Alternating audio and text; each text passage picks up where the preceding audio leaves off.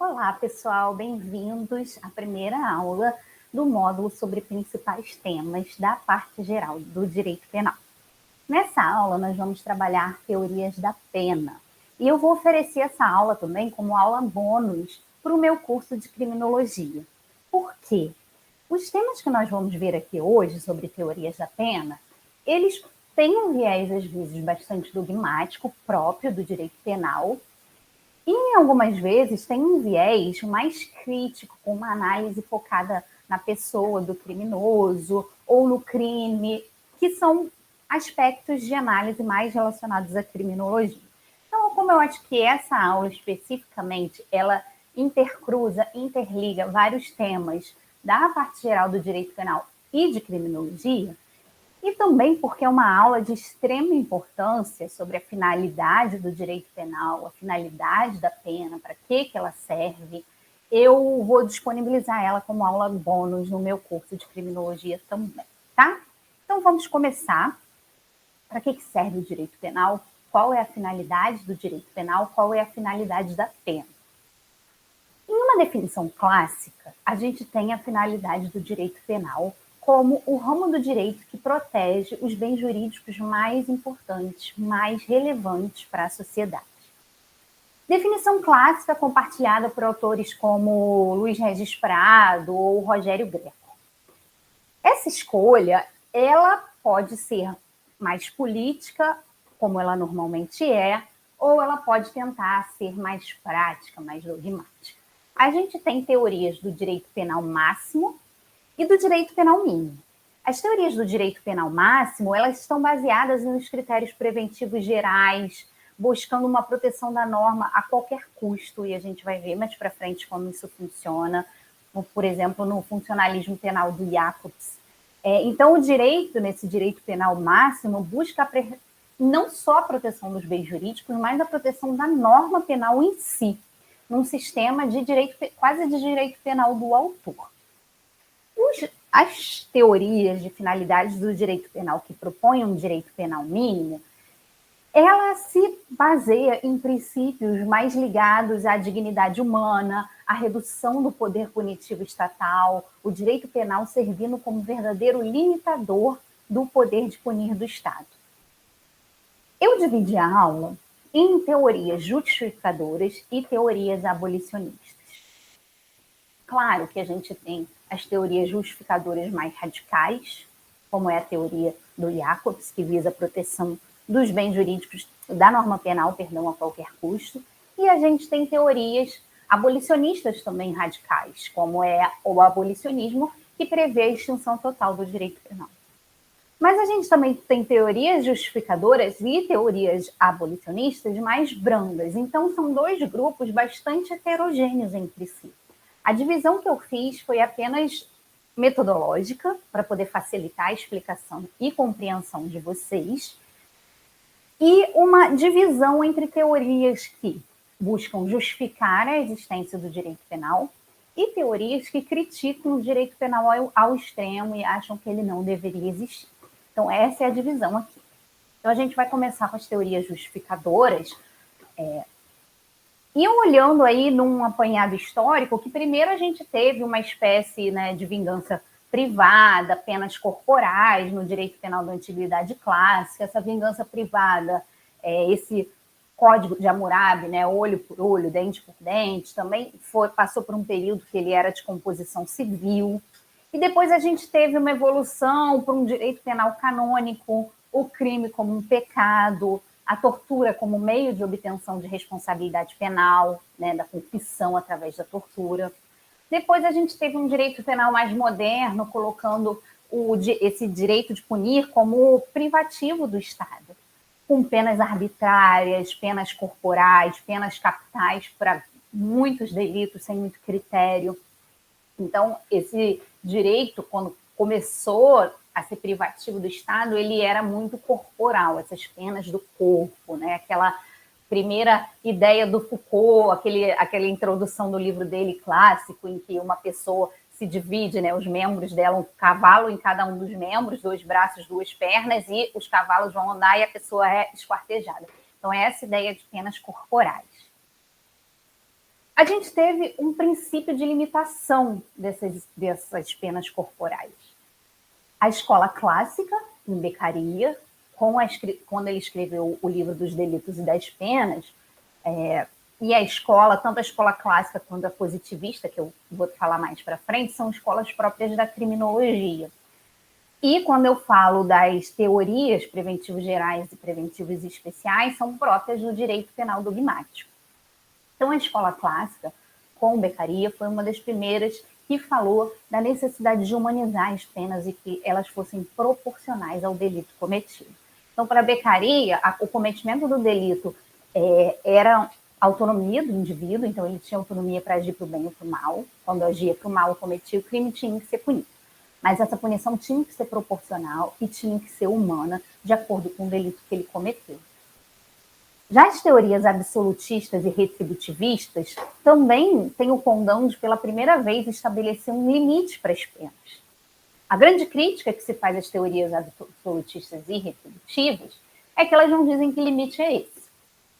Essas teorias, elas funcionam como uma espécie de vingança privada. Elas olham para trás, para o crime que foi cometido e apenas servindo como retribuição do mal causado por esse crime cometido. Então, é uma ideia de trazer justiça para o caso concreto, uma ideia de vingança estatal para aquele que cometeu o delito ter que ser punido por aquele delito, mas por aquele delito, e não de forma desproporcional. A gente tem como grandes defensores Kant e Hegel. Então, Kant com aquela ideia de imperativo categórico, o homem é o fim em si mesmo e ele não pode ser utilizado para fins de política criminal. Ou seja, o homem deve responder exatamente por aquilo que ele praticou e não para fins de política criminal, para prevenir que outras pessoas, por exemplo, pratiquem o mesmo crime. E o Hegel fala exatamente da vingança privada, que é o mal para reparar o direito. Um mal que o Estado impõe para reparar a violação do direito que o sujeito cometeu. A gente tem, na sequência, as escolas positivistas, surgidas na Itália, e a gente tem como expoentes Lombroso, Ferri, Garofalo. Eles tentam criticar aquela ideia de Beccaria, do livre-arbítrio, da moral, e colocar a pena como uma correção, como se fosse um remédio. O Lombroso, que foi o principal expoente da escola positivista, ele via o criminoso como uma pessoa que tem uma doença, um defeito genético, um atavismo, um estigma com sinais físicos. E aí ele fazia toda uma teoria empírica, análise de tamanho de crânio, tamanho de boca, tamanho de braços e pernas, para dizer que aquele tipo de pessoa tinha mais propensão a cometer delitos do que outras, porque ela tinha determinadas características. A pena, para Lombroso, ela possui uma dupla função: curar o criminoso e resguardar a sociedade.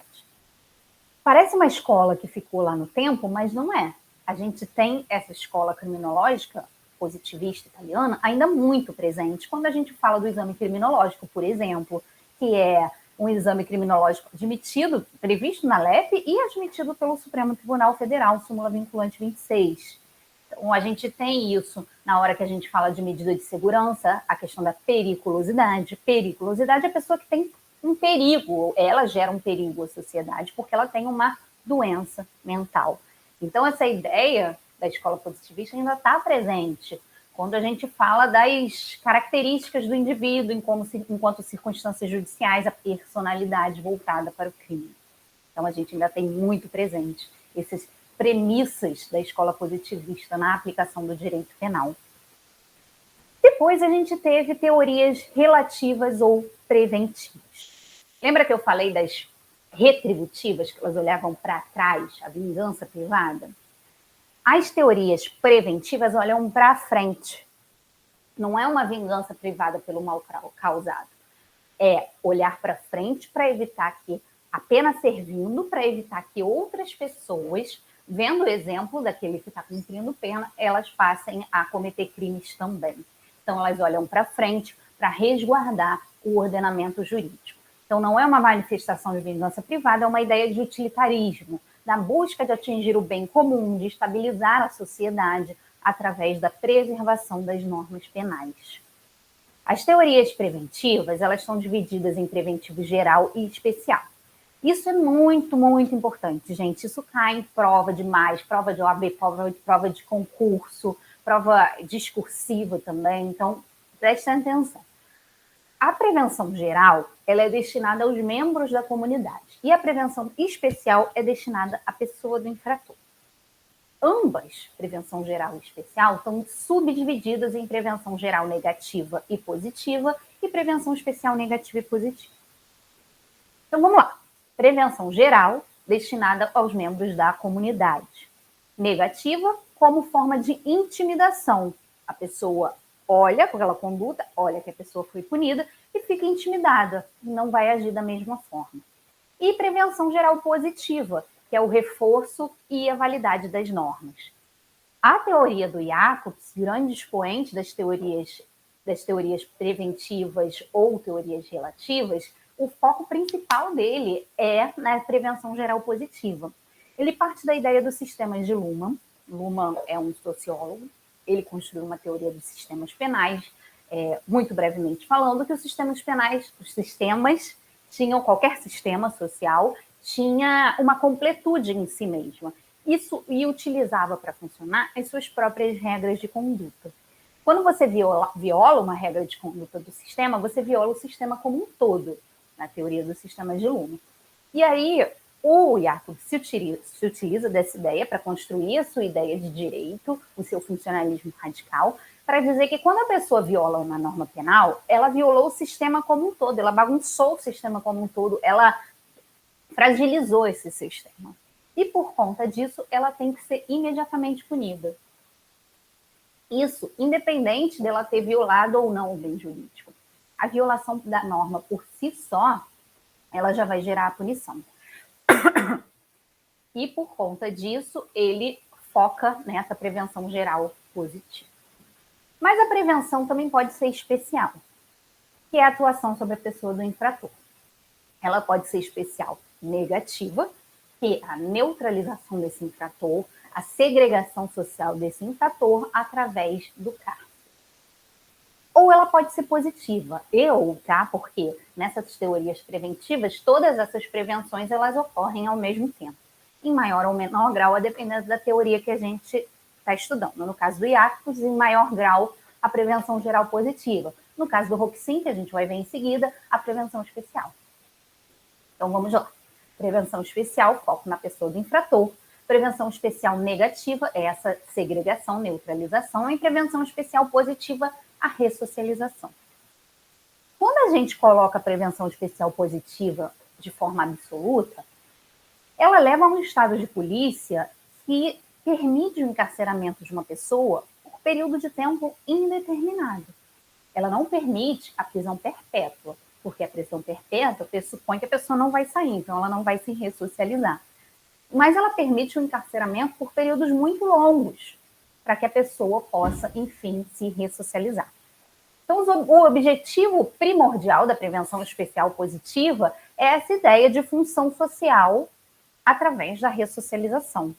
Então, a gente precisa lutar contra a criminalidade, a gente precisa ressocializar essa pessoa para que ela volte para a sociedade e não cometa mais crimes.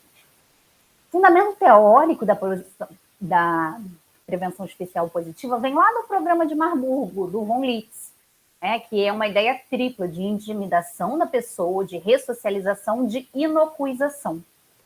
É daí que vem a ideia de prevenção especial, especialmente positiva. Ela gera muitas controvérsias na doutrina. Então, eu trouxe aqui um elenco de alguns teóricos que criticam. Primeiro, o Fernando Galvão, que ele fala dessa ideia, de permitir o Estado ressocializar a pessoa por longos períodos, sempre com uma justificativa de ressocialização, dando uma ideia de autoritarismo estatal e de respeito aos direitos humanos. O Foucault, quando fala de prevenção especial positiva, ele cita a expressão ortopedia moral. É como se o sistema penal, através de sociólogos, psicólogos, assistentes sociais, eles moldassem um comportamento de forma abstrata, de modo a ressocializar essa pessoa e que ela volte para a sociedade moldada, com um comportamento moldado pelo Estado. O Juarez Cirino fala que a prevenção especial positiva, de certa forma, fere a autonomia e a liberdade da pessoa, que é tolhida pelo Estado nessa tentativa moralizante de se ressocializar. E o Roxin também critica, apesar de adotar, ele critica, porque ele fala que a prevenção especial positiva, levada ao extremo, ela foca mais na periculosidade do autor do que na sua culpabilidade, numa ideia mesmo de direito penal do autor.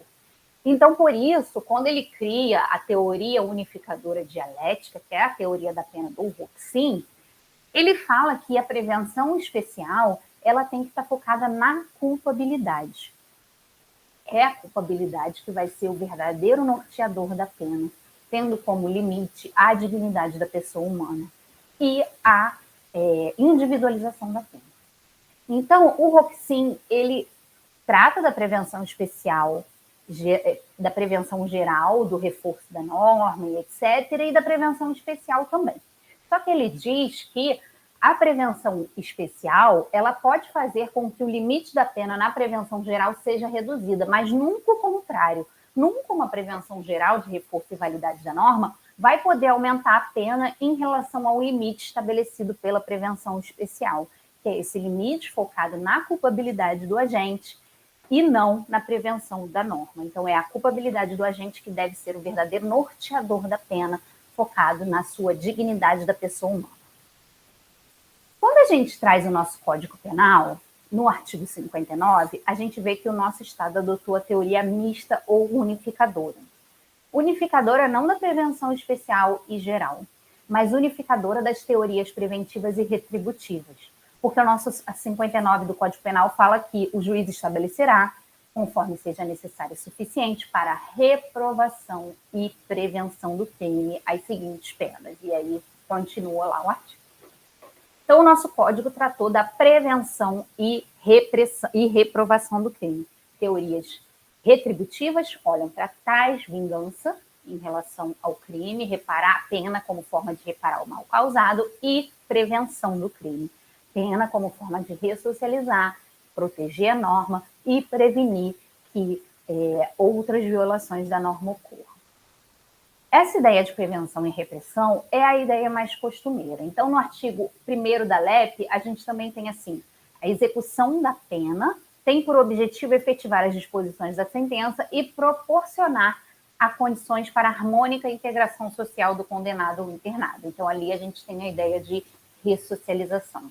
No artigo 5.6 da Convenção Americana, a gente também tem previsão similar. As penas privativas de liberdade devem ter por finalidade essencial a reforma e a readaptação social dos condenados. Então, de novo, uma ideia de ressocialização. Tá? Nas regras de Mandela, que são as regras da ONU para a proteção da pessoa encarcerada, regra 4.1 também está lá, falando que a pena privativa de liberdade ela deve ter como fim proteger a sociedade contra a criminalidade e reduzir a reincidência. Proteger a sociedade contra a criminalidade, prevenção geral, redução da reincidência, prevenção especial e reintegração dessas pessoas na sociedade.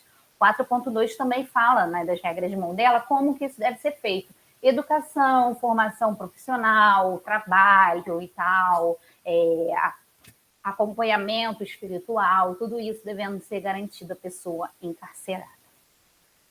Última teoria justificadora que a gente vai ver é o garantismo penal, do Ferraioli.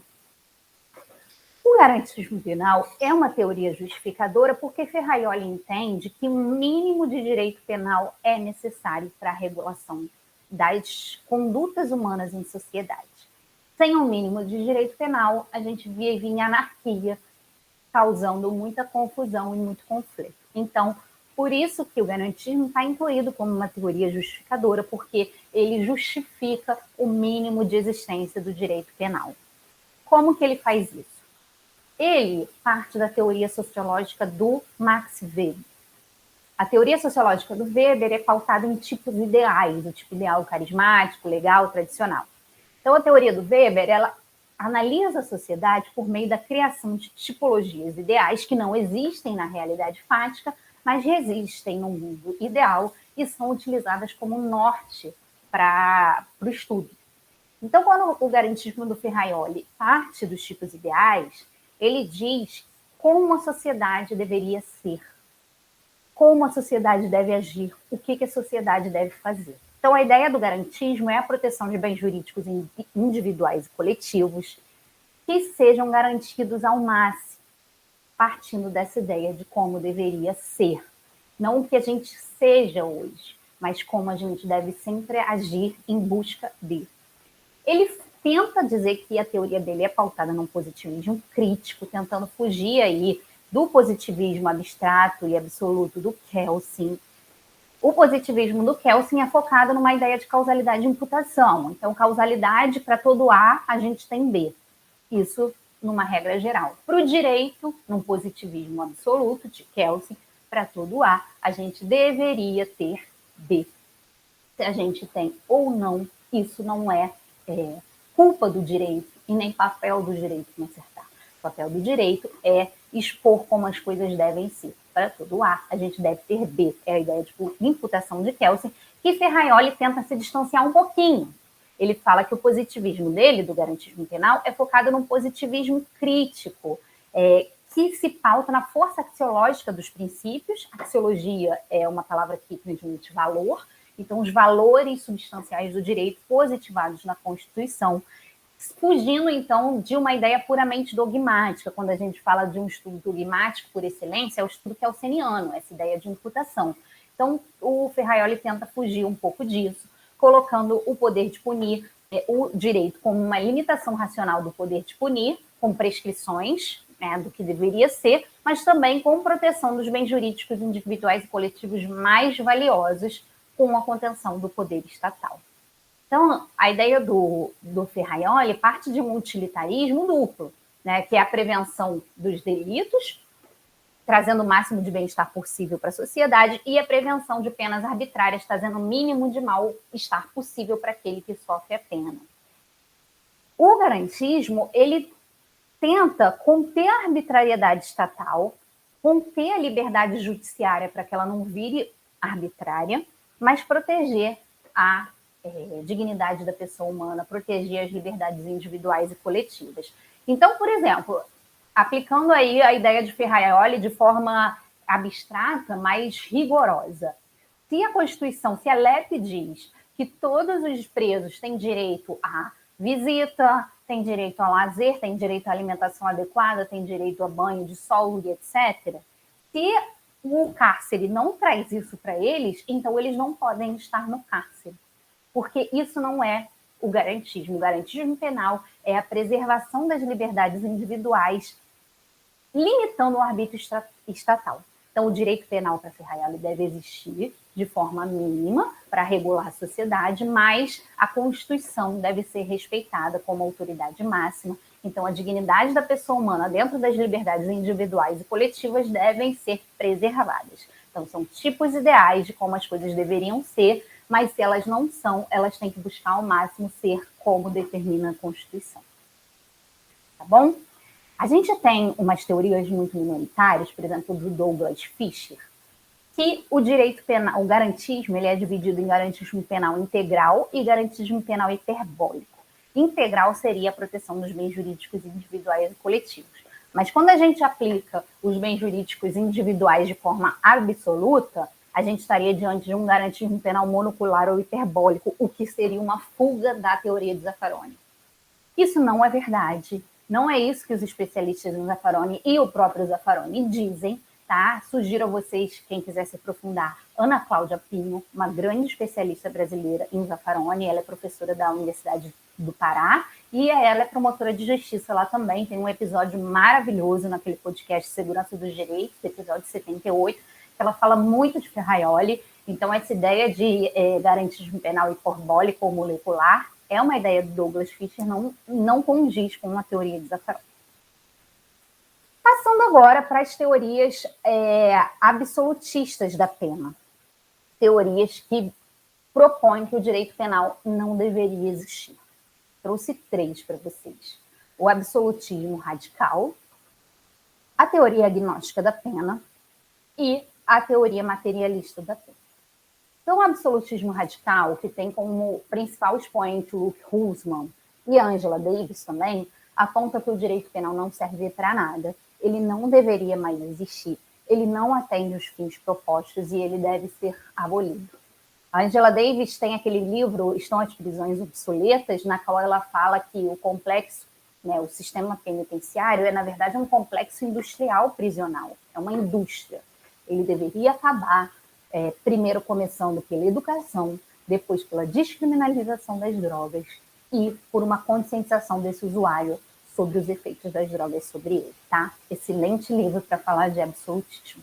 A Vera Malaguti, também, a tese de doutorado dela, O Medo na Cidade do Rio de Janeiro, fala sobre como a gente tem, na nossa sociedade, a demonização do traficante como um monstro que deve ser combatido, que deve ser eliminado. Para ela, a guerra de drogas é a guerra contra os pobres, uma criminalização da pobreza, e o traficante deveria ser tratado como um mero comerciante varejista de drogas, nada além disso. Vamos passar para a teoria agnóstica, ou funcionalista redutora, teoria da pena, criada por Zaffaroni e Nilo Batista. Para eles, o sistema penal não deveria existir. Ele não se presta a resolver os problemas para os quais ele se propõe resolver. Os problemas sociais, eles estão a serviço de uma vingança estatal através do direito penal. Então, o direito penal ele deve ser contido e reduzido ao máximo, mas ele precisa existir. Não tem como a gente olhar a sociedade de hoje e abolir o sistema penal, abolir o cárcere e achar que vai ficar tudo bem, que os problemas sociais vão ser resolvidos. Então, a teoria agnóstica, e eu faço sempre essa comparação, porque essa comparação está em vários livros que explicam a teoria agnóstica comparada com o garantismo penal do Ferraioli, é o seguinte: vamos supor que o direito penal seja uma barreira, e aqui passe um rio, tá? E aqui a gente tem uma represa desse rio. Esse rio é a vida em sociedade. Essa represa é o direito penal. No garantismo penal do Ferraioli, alguma água tem que passar. Então, algum direito penal precisa passar por essa barreira para que a gente viva de forma harmônica em sociedade. Para a teoria agnóstica, nenhum direito penal deve passar da barreira. Mas isso é impossível, porque na sociedade em que a gente vive, algum direito penal precisa existir. Então, o direito penal deve servir para conter esse poder punitivo. Isso aqui servindo como operadores do direito, juízes, promotores, defensores públicos, professores, alunos, estudantes de direito, membros da sociedade civil e etc. Contendo o poder punitivo para que ele passe o mínimo necessário para regular os conflitos sociais. É isso que diz a teoria agnóstica da pena. Por fim, vamos falar da teoria materialista do direito penal, do Juarez Cirino dos Santos. Teoria materialista do direito penal é uma união que o Cirino faz do marxismo, material histórico dialético de Marx, e a teoria de Foucault, da eficácia invertida da prisão, que a prisão ela é eficaz para o que ela realmente quer, que é a docilização dos corpos, fazer com que os corpos sejam dóceis e úteis numa ideia de cárcere fábrica. Então, unindo essa eficácia invertida, porque o cárcere não serve para o que ele se propôs, que é eliminar a criminalidade, mas sim para a repressão seletiva da criminalidade. Então, o Cirino une essas duas teorias e fala que o direito penal serve para camuflar os objetivos reais da pena, que seria a repressão seletiva da criminalidade. Ele fala que o principal argumento para essa teoria dele seria a retribuição equivalente. Seria a forma, o crime seria a forma que essa população criminalizada pela pobreza, essa população que seletivamente é o maior objeto do direito penal, ela acaba fazendo essa retribuição equivalente com fundamentos de uma sociedade capitalista, cometendo determinados crimes de cunho patrimonial, ocasionado pelas condições sociais adversas em que ela vive, os trabalhadores marginalizados, a questão do mercado de trabalho segregado, a questão da pobreza em si, da vida em condições suburbanas indignas. Então, ele entende que essa retribuição equivalente seria a forma que essa população tem de reagir a esse poder punitivo do Estado com esses crimes patrimoniais. Um exemplo da seletividade penal, na verdade eu trouxe dois para a gente encerrar essa aula, é a análise jurisprudencial do princípio da insignificância em relação a crimes tributários e crimes patrimoniais como o furto. Então, para crimes como furto, a jurisprudência oscila um pouco entre o que seria insignificante, 10% do salário mínimo, um salário mínimo, a jurisprudência fica por aí. Agora, se a gente está diante de crimes tributários, a gente tem até R$20 mil como insignificância, como forma aí de, inclusive, excluir a denúncia, arquivar essa denúncia, no caso dos crimes tributários cometidos até R$20 mil, se esse valor for restituído.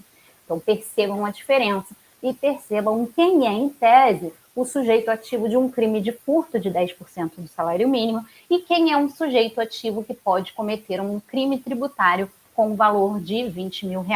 Então, são sujeitos ativos diferentes que ilustram como o direito penal incide de forma seletiva. E, para finalizar, o outro exemplo seria a questão do benefício dos crimes tributários, né, que eu já até antecipei antes. Se a gente está diante de uma reparação posterior, a gente vê que no artigo 16 do Código Penal, reparada ou restituída e restituída coisa até o recebimento da denúncia, a gente tem uma redução de pena. Mas se a gente está diante de crimes tributários, como o 68 do Código Penal ou o artigo 34 da Lei 9294, a gente vê que essa denúncia ela pode ser arquivada, extinta, e não apenas uma redução de pena, como é no caso do crime do artigo 16 da reparação, do arremedimento posterior do artigo 16 do Código Penal.